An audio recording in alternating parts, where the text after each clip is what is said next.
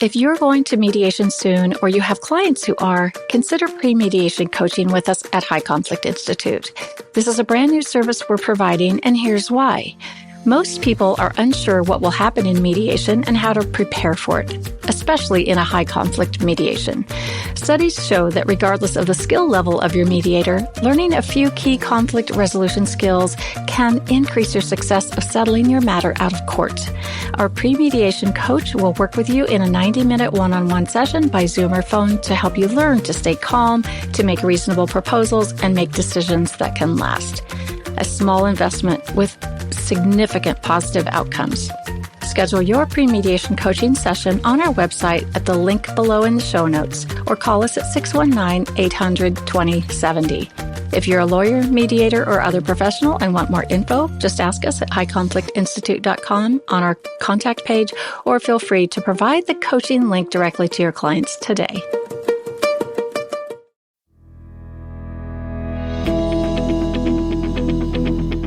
Welcome to It's All Your Fault on True Story FM, the one and only podcast dedicated to helping you identify and deal with the most challenging human interactions, those with someone who may have a high conflict personality. I'm Megan Hunter, and I'm here with my co-host, Bill Eddy. Hi, everybody. We're the co-founders of the High Conflict Institute in San Diego, California, where we focus on training, consulting, and educational programs and methods, all to do with high conflict. In today's episode, we are joined by a very special guest, Ilyssa Panitz, also known as the divorce journalist. She's a journalist, a radio host, and she's explored every aspect of divorce in that line of work, and she hosts a national radio show called The Divorce Hour with Ilyssa Panitz, of which Bill has been a regular guest. So we're really happy to have you on our show today, Ilyssa. And I am honored to be here. So first, a couple of notes. As you listeners know, if you have a question about a high conflict situation, please send it to us at podcast@highconflictinstitute.com or on our website at highconflictinstitute.com/podcast, where you'll also find all the show notes and links. We are so very grateful for all of you listeners. So welcome, Ilyssa. I want to share a little bit about you before we dive into the questions. Ilyssa is the only divorce journalist, columnist, committed to helping others navigate the major life transition of divorce by covering every angle and exploring every topic when it comes to divorce. She writes a daily column entitled 5 Things You Need to Know How to Survive and Thrive During and After a Divorce for Authority Magazine on Medium, and also serves as the content and editorial producer for the National Association of Divorce Professionals, as well as a co-host of All Things Divorce on Clubhouse. She is the creator and host of a national radio show called The Divorce Hour with Ilyssa Panitz that airs weekly on CRN Digital Talk Radio. Her prior experience is pretty impressive, both as a journalist with major media outlets, and she's best known for, and this is very fascinating, for producing hundreds of celebrity at-home photo shoots and interviews with celebrities. Having experienced divorce firsthand, she's dedicated a great deal of time and effort to helping others navigate divorce. She is the divorce journalist. So welcome, Ilyssa. Have we missed anything? Thank you so much for having me. Oh, it's our pleasure. We're really grateful for your time. So, as our listeners know, we like to, get to know our guests a little bit more. And so we ask a few little questions to begin with. First, where did you grow up? I grew up in New City, New York, which is in Rockland County, New York. Rockland County. Is that close to the city? I would say it's probably a good 30 to 40 minutes from New York City. Okay. Well, we call that pretty close where I come from in Nebraska. That's right next door. That's without traffic. That's without traffic, right? I suppose, yes. All right. So do you have a favorite book or movie? My favorite movie of all time is The Wizard of Oz. Oh. Interesting. Is there a why behind that? Oh my God. So many reasons. I've just always loved it. I've always been fascinated by it. And I think for me, I love to thrive on a challenge. And I love Dorothy and how she was thriving on her challenge to get back to Kansas and all the different obstacles she had to overcome to get there. And also the friendships she built along the way, the lessons she learned along the way. I think there's so much positive messaging in that movie. I love it. It's such a positive movie. And that's nowadays something we need so much. So it helps me understand why you're such a positive person. Exactly. Last question for the personal part. If you could sit down with one person in the world for a one-on-one chat, who would it be? Don Henley. Ah, music. Co-founder of the Eagles, and probably the only person I will be completely starstruck by.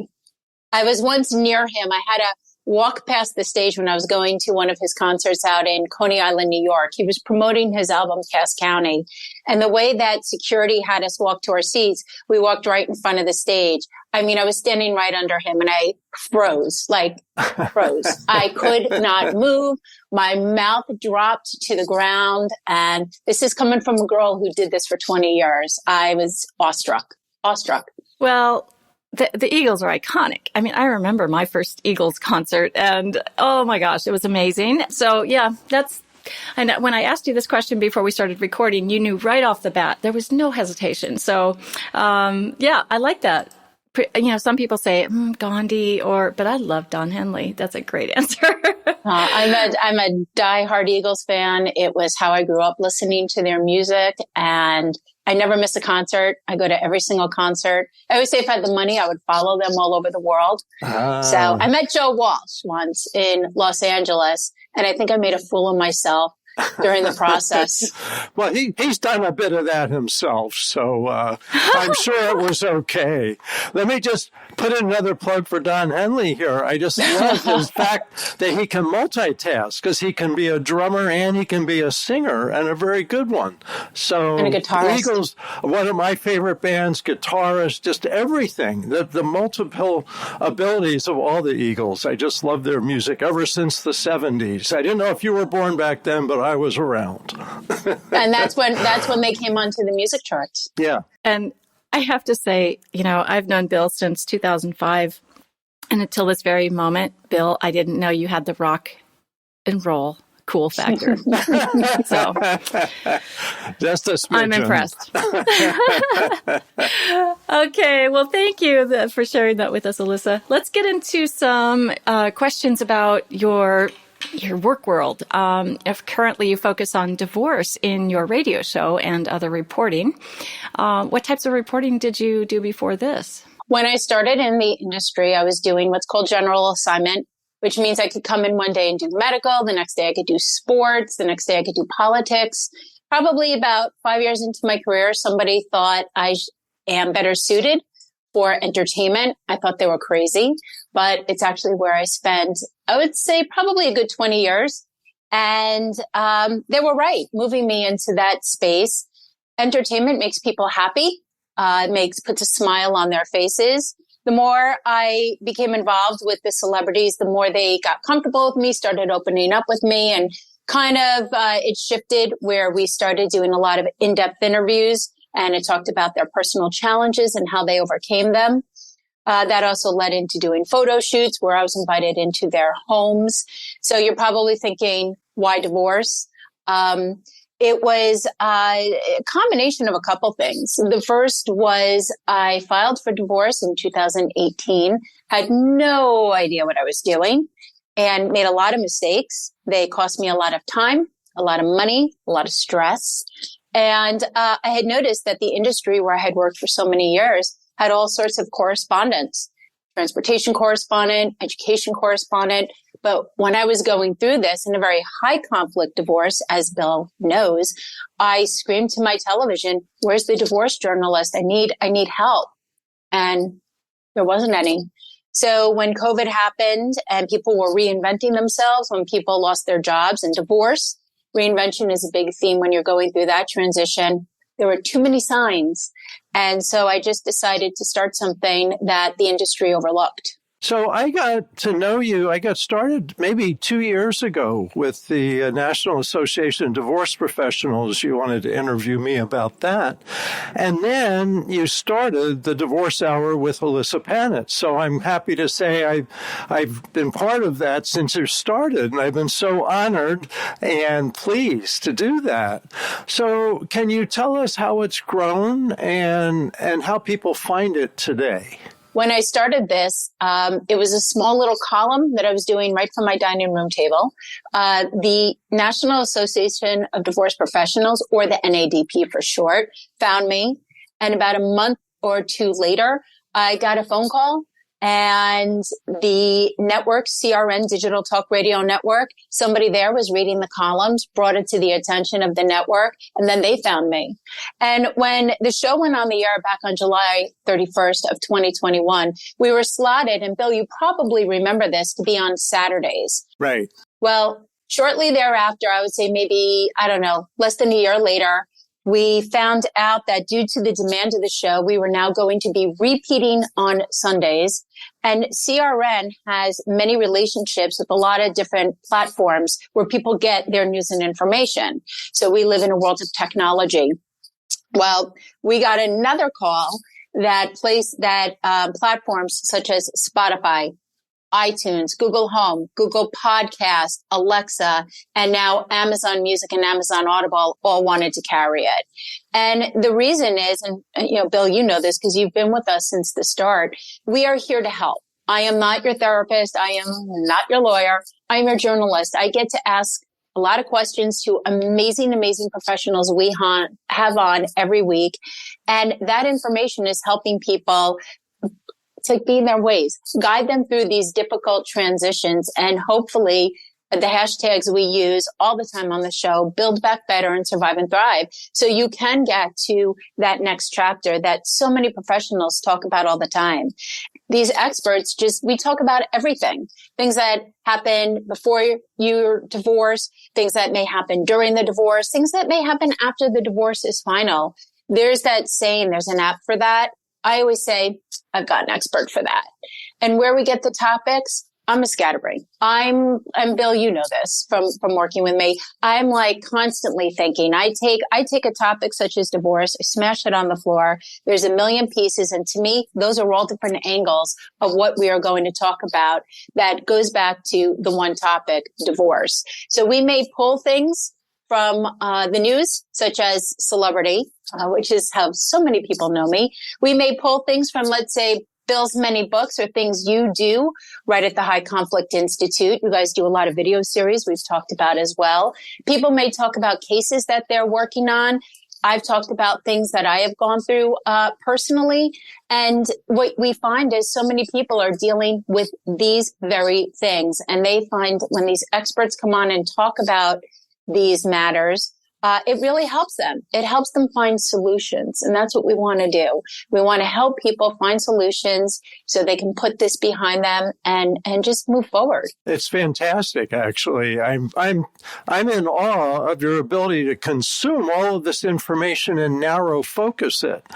I've been on the show once a month, but I don't usually actually listen to it myself. And last weekend, I listened to it and I thought, she's a really good interviewer and she's so focused because everything that you asked and everything people said was really useful, practical information, bankruptcy, support, all of those kinds of things. So I just think we're really glad to be part of this project.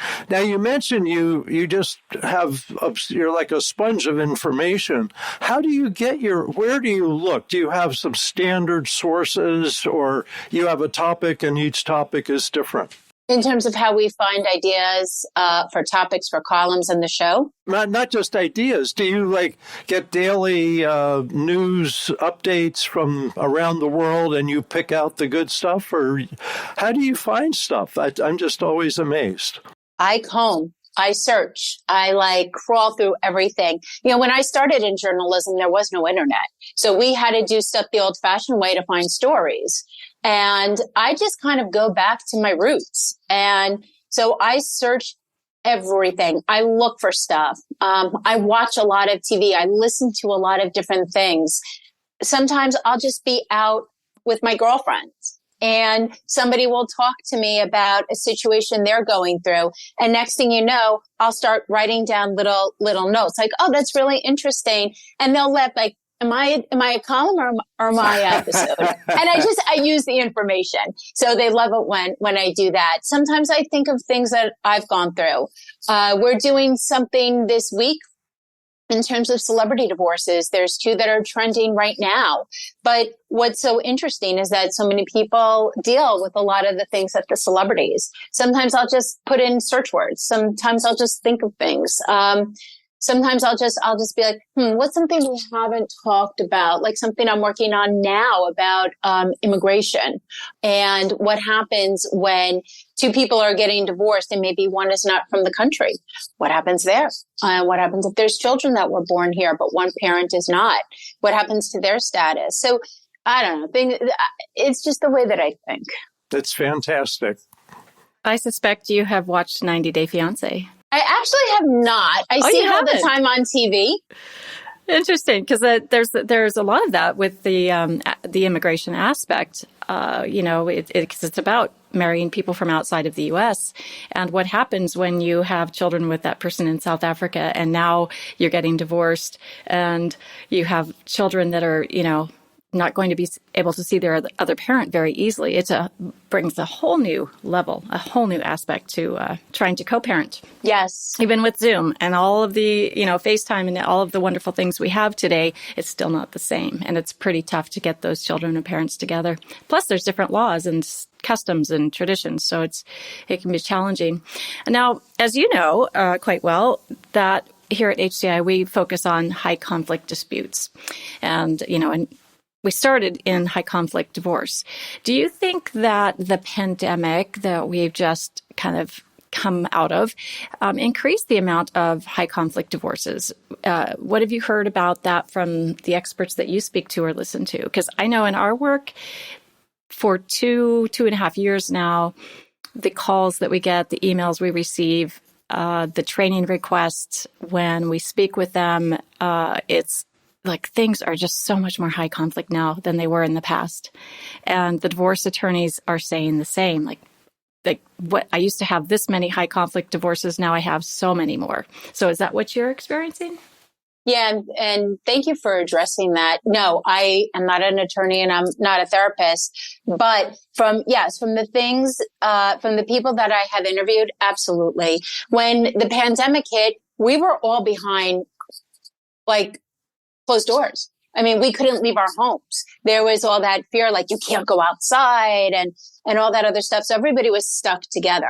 You couldn't go to your office. You couldn't go to the gym or out with friends. Everybody was in close quarters.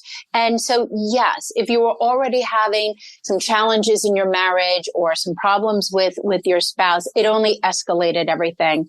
And people didn't even know how to handle being home behind closed doors. I mean, nobody did. And even children. So when children are having a hard time, that's going to overflow into how we parent. And what if there's already problems within your marriage? It's just going to escalate things that much even more. So, yes, I have heard that, and it's very unfortunate. One person who I spoke to who deals a lot with high conflict said even the rates for domestic violence had increased as a result of the pandemic. And that was very disheartening to me because, one, that's a topic very near and dear to my heart as the survivor of domestic violence. But to know that there were so many people trapped with nowhere to go broke my heart even more. Yeah, that was a tough time. And, I personally know about, I think, 4 couples who divorced and they say it was a direct result of the pandemic. And obviously there were underlying issues, but domestic violence being listed as a concern in some, but even more so was the level of drinking. Because now we're at home and no longer at the office where you really can't drink unless you do it secretly. And folks at home are able, if they sort of maybe had a drinking problem to begin with, it expanded that and it just cratered the marriages. So tough deal. It's very tough. When you think about it, before the pandemic hit, we were used to being in our routines. We get up, we get the kids on the bus, and then we go to our office. We're busy all day in meetings, conference calls, taking a client to lunch. We may have an after office hour event. A friend is in town. We're going to go meet them quickly. But now, where are you going to go? There's nowhere. There's no outlet. And so, yes, when people are home and their bar is right there somewhere, maybe like in the living room, if that's where they keep it, that's where they're going to go. I don't know if the word self-medicate is accurate. Bill would have to correct me on that, but they've got to do something to combat all the stress that they're under with the kids home who can't go anywhere, the spouse that's home, maybe everybody's arguing more. And yeah, that's where people were turning. Well, the thing about the definition of self-medication is the person who's doing it decides that they're self-medicating. And it doesn't mean they should, but that's what we often see with people who are dealing with stress and already have a substance abuse tendency, is they use the substance to cope with the stress, and that usually makes the stress worse instead of better. So you're absolutely right. And I know from 6 years in alcohol and drug treatment, as a professional, I might add, that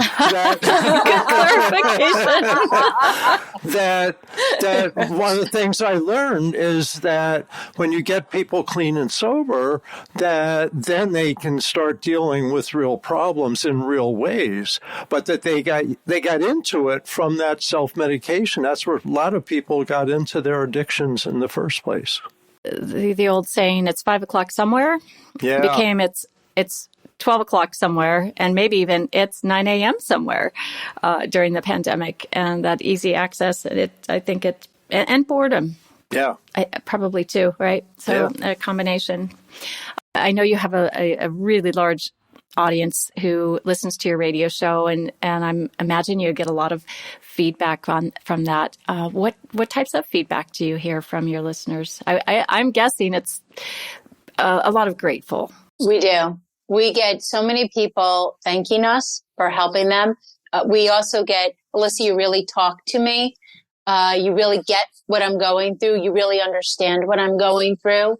They will sometimes cite different experts who really help them navigate a very difficult situation. I use the word navigate a lot because that's what you have to do when you're going through something, especially something that's high conflict.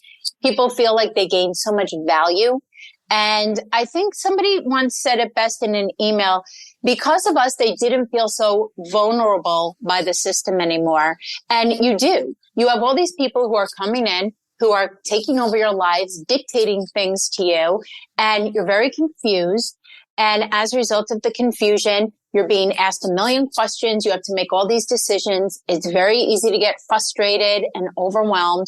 And we try to take that out. And Bill knows we try to explain everything in what I call English. So if we have lawyers on and they use one of their fancy terms, or we've had CPAs or CDFAs, which is a certified divorce financial analyst, we say to them, interesting. Now, what does that mean? So if you're going to use one of your fancy terms in whatever line of work you practice in, we like to explain that to people. And then when people are sitting, with their attorneys, they may say, oh, wait, I heard that on the show. I know what that means. They start feeling a little bit better. They feel a little bit more confident. Now they're empowered. And when they're empowered, they can make better decisions for their families.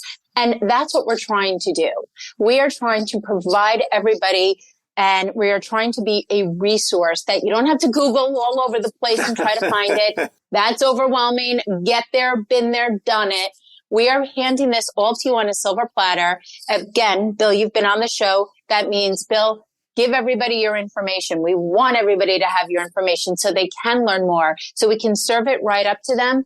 And again, we can get them educated. And when we do that, we make smarter clients. And they, again, I'm going to go back to that word, don't feel so vulnerable by all the different things that are happening, because basically the foundation has come out from under them. So they're scared. We want to help with that. That's so great. And I can really see people saying they appreciate this. And I just had this thought for the first time. And that is, when I first got out of law school, planning to start my family law practice, if I had listened to your show for a year, I would have been so much further along. And so I want to suggest that we now recommend it to all first-year lawyers, not just for people going through divorce. And I don't know where to tell people that, but if they say, I'm a new family lawyer and I want to know where can I learn the most, the fastest, I'll tell them Saturday morning or Saturday at 1. It's Saturday morning Pacific time, at 1 o'clock Eastern time. So not only do you get feedback from the listeners, but you yourself have probably heard some pretty interesting tidbits of information from the experts that you interview. Is there any 2 or 3 things that may jump out at you that you learn from listening to your experts that you're interviewing? Well, I'm going to point the finger right at you. And you have taught me so much. It's incredible. And I think one of the most important things I've learned that I tell people all the time is about the fifth method, because we all have to communicate with a former spouse. And how do you do that without, whether it's an email or on a parent portal, where it blows up and you're just feeding the fire and creating an inferno. And you have taught me so much about how to be effective. And again, not escalate a situation. And that has just been tremendous. I have told so many people to buy those books because of how useful they are. So, I point the finger at you. You've been a big help. Other people, we once had a CPA on and they talked about the risks of filing a joint tax return with an estranged spouse and the risks and the exposure that you are subjecting yourself to. Sometimes if a spouse owes a lot of money and they want to indemnify you, meaning, oh, don't worry about it, it's okay. It's not okay if your name is on it. People can be on the hook for a lot of money by going that route. So that was actually very helpful and one that I stress everybody learn from. And the other that we've learned from is how to keep legal bills down and how to leave anger and emotion at the door. Because, Bill, you've heard me say this over and over, anger is expensive. And if people don't want, the perception is lawyers are going to get all your money. Yes, if you let them, because you call them with things that aren't in their real house. Their job is to be your advocate and to get you the best possible outcome for your situation. But if you call them and divert them with all these other things, well, you pay for that. So, it's the importance of building a team and using that team wisely. So, your lawyer can do one thing and you won't get the big bills. The accountant or the CDFA can help you understand your money because we all need it to pay our bills and survive and take care of our children. So, I would say those were the 3 that I learned the most. And I use them all the time when people come to me. Ilyssa, what do I need to know? Ilyssa, I said, these are going to be my top 3, communication, taxes, because we're getting into tax time now, and, how to make best use of your team and get those legal bills down. Excellent. Right to the point. Such important key messages. So you deal with a lot of celebrities. You've interviewed a lot of celebrities, and I know in the show you refer to there's always a current celebrity divorce. And so how are they different or similar to everyone else going through divorce? I often wonder, are they a really different planet or are they really just like everybody else? But they can't be. They've got other complications. So what similarities and differences with the celebrity divorces? So I think one of the biggest differences is their divorce is in the spotlight. Whereas, let's say I'll use myself, for example, I may feel like I'm in the spotlight in my town, but if I go to 2 towns over in a restaurant, nobody knows who the heck I am. But if I'm a big celebrity, everybody knows who I am. And if I'm going through a divorce, everybody knows everything about my divorce, including the circumstances. So they don't get the privacy that most people do. In terms of other complications, with a lot of celebrities, there's more money at stake. So that further complicates a lot of stuff, as you know from your experience as an attorney. when you have to divide everything amongst both sides. So that can be a little difficult. Also, a lot of celebrities travel all the time for their jobs. Entertainers have to be on the road for, let's say, football games. They're on tour because they're at a concert. They are on a TV show and the show is filming somewhere else. So sometimes that can pose problems in terms of parenting schedules and allocating parenting time. So, yeah. And don't forget, if celebrities go out, they can't go out and have a quiet dinner. Somebody's always got their phone, taking their picture, taking their video. So if there is a third party, if they're doing something they shouldn't, they can't do that on the DL. It becomes like front page news and headline news the next day. It's tough. They have a lot of, theirs are definitely more complicated. Mm-hmm. Yeah, I can't imagine having to go through a divorce with the paparazzi following your every move. You know, I think of Kanye West and Kim Kardashian, kind of the most recent one in the news. And it seems like some of these divorces for celebrities that go rather quickly must have been pre-planned. Would that be accurate? That's actually probably yes and no. I mean, a great example was the Tom Brady Gisele Bündchen. Now, we all knew that there was trouble. It was reported. She was photographed a few times before they made their announcement without her wedding ring. But the same day that Gisele and Tom announced their divorce was also the same day we found out it was finalized. And everyone's like, wait, what? Well, hold on. I'm so confused, huh? And what they probably did in Florida, we interviewed a Florida attorney about this. We're like, how did this happen without anybody knowing? They said they kept it out of court. They probably did a mediation or collaborative. They knew this was coming and they worked this out behind closed doors until they were ready to file. Once they were ready to file, everybody found out about it. So, you know, there's so many things people can do to keep it out of the media. And one way to do it is to keep it out of court. Don't litigate it. Then there's once it goes into court, especially in California where you guys are based, that's how everybody finds the papers. And that's when, well, it was interesting. I was talking to an attorney about that. I'm like, how is it that in New York, we don't find out about it as quickly as you folks in California? And they explained how that happens. I'm like, oh. And I think with celebrities, you do have some control over how much exposure you want or don't want. And, you know, you kind of see those who want the exposure repeatedly getting exposure, and those who don't, you don't see them. So they understand how page 6 works. Yeah. And it takes two to keep it quiet. If one wants to keep it quiet and the other doesn't, it's going to be out there. And it takes their lawyers keeping it quiet too. Absolutely. But, you know, one thing, Bill, you know, you've taught me, you go back to the Kim and Kanye, you know, Kanye took to social media to talk a lot and express his feelings about the situation. Whereas Kim took a back seat. Not that I'm a Kim fan, but I'm just saying that she took a back seat in terms of how she handled it. And I'm sure she worked with her attorney and whatnot. But again, you don't have to respond and you don't have to engage. Sometimes staying quiet makes a much bigger statement than somebody else who is using all these platforms in a very negative way.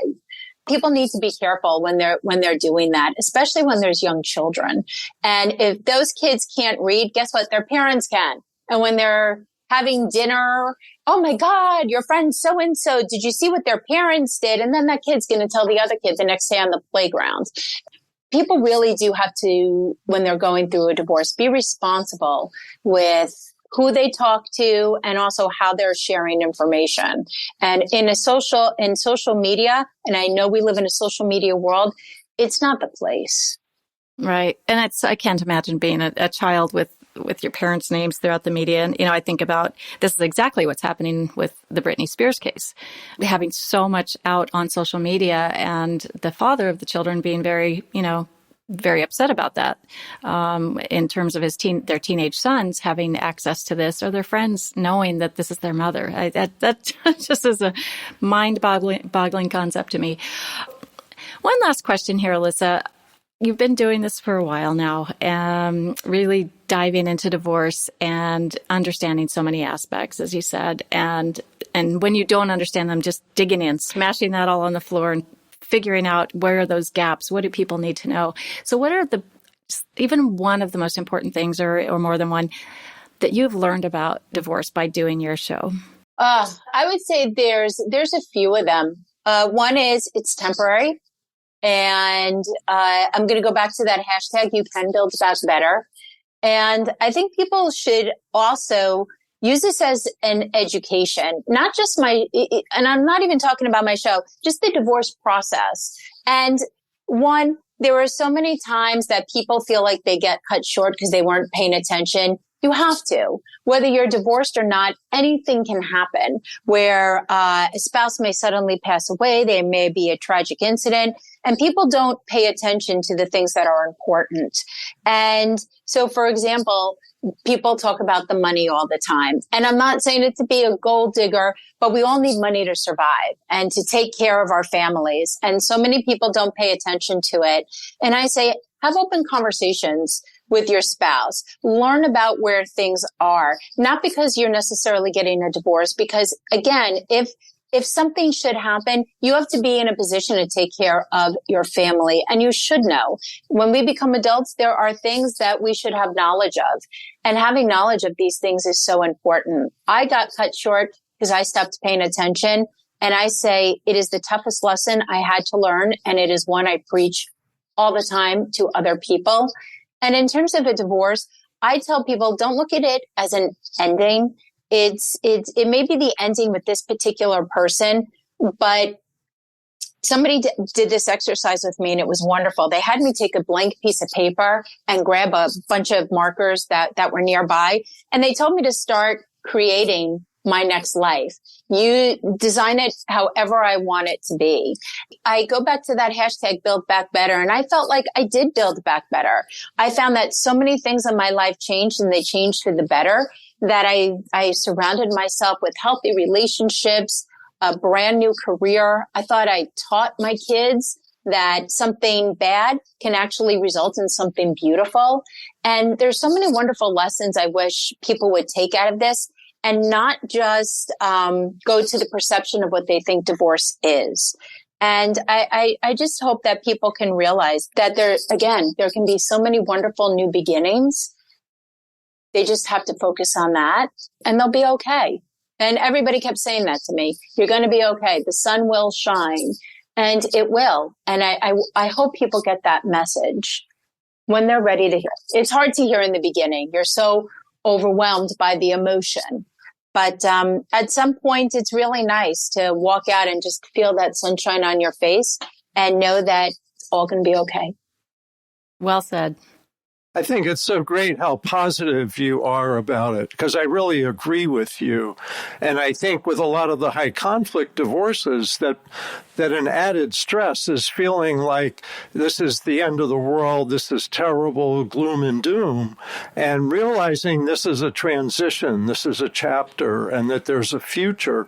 And I really think your show really shows that. It's like, here's problems to solve and solutions, and you can move on. So I'm just so glad that we got to turn the tables on you and interview you this time, because you do such a great job interviewing others. So I really appreciate getting to have this time with you. Thank you. And, my mom once taught me something a long time ago.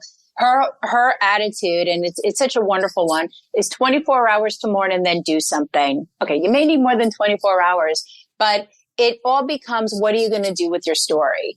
And when I have two children, and when my younger one was in preschool, she loved being the line leader. It was like the coolest job in the world. And be the line leader. Do something with your story. And I decided to be a line leader with mine and create something that really wasn't there. And yeah, I had a big mess, but I took that mess and I took it into a positive message. And now I get to work with amazing people such as the two of you and so many other experts. And like I said, we are helping so many people, and even my own children, the message that they got from this. And they both have come to me separately talking about friends whose parents were going through a divorce. And I'm just like, oh, I'm so proud of you that you were there for them. They're like, Mommy, you have to help them. Mommy, you're the one who helps everybody. Mommy, I told them to call you. And every time I tell these stories, I cry because I'm like, that's how my children see me. I mean, what better reward is that than your own children who realize that you took something bad and now you're doing something to help so many others. And that's what this show and that's what these columns are doing. So for everybody that we get to help with the support of wonderful experts, I have to tell you, that's what I focus on. And I get excited to tackle the day and all the new challenges that it brings and look for all those new angles and reach more and more people. And I hope we can continue to change what people think divorce is and make smarter clients who will be able to work better with their teams. And people can get in and out of this process a lot quicker and just go after these new chapters and build these wonderful lives that, you know what, people deserve. Absolutely. Well, Ilyssa, thank you for sharing your wisdom, your time, and your expertise with us and with our listeners. We hope this has been helpful to you wherever you're listening to this podcast.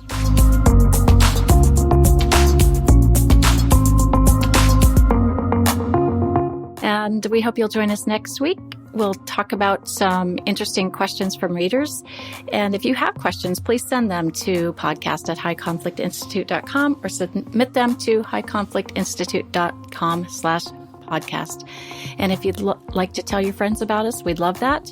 And we hope you'll just keep listening and practicing the skills that you learn on this show. Practice kindness to yourself and to others and keep striving toward the missing piece. It's All Your Fault is a production of True Story FM. Engineering by Andy Nelson. Music by Wolf Samuels, John Coggins, and Ziv Moran. Find the show notes, and transcripts at truestory.fm or highconflictinstitute.com/podcast. If your podcast app allows ratings and reviews, please consider doing that for our show.